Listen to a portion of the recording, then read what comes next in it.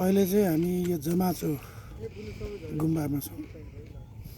यो जमाचो गुम्बा चाहिँ तपाईँ चाहिँ यो नागार्जुन शिवपुरी राष्ट्रिय निकुञ्ज क्षेत्रभित्रमा पर्छ।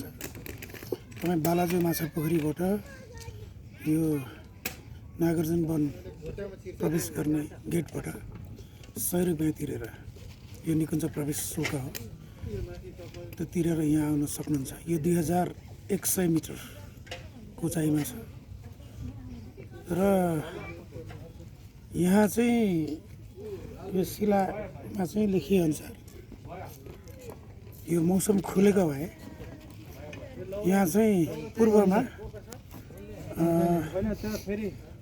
धेरै पूर्व चाहिँ नदेखिँदो रहेछ। यहाँबाट लगभग काठमाडौँबाट सबैभन्दा नजिकै पर्ने हिमाल जुगलसम्म देखियो र पश्चिमतिर चाहिँ अन्नपूर्ण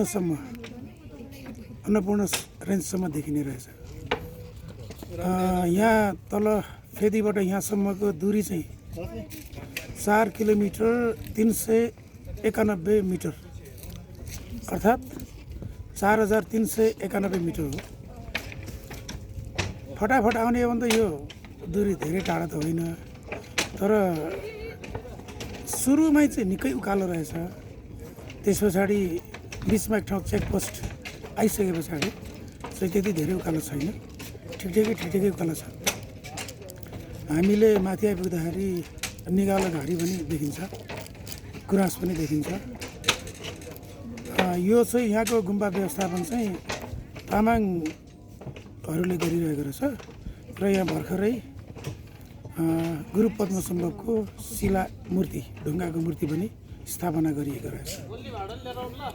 यो एउटा छोटो हाइकिङको लागि एकदमै उत्कृष्ट गन्तव्य हो। हामी चाहिँ आइपुग्यौँ, तपाईँहरू आउनुहोस्।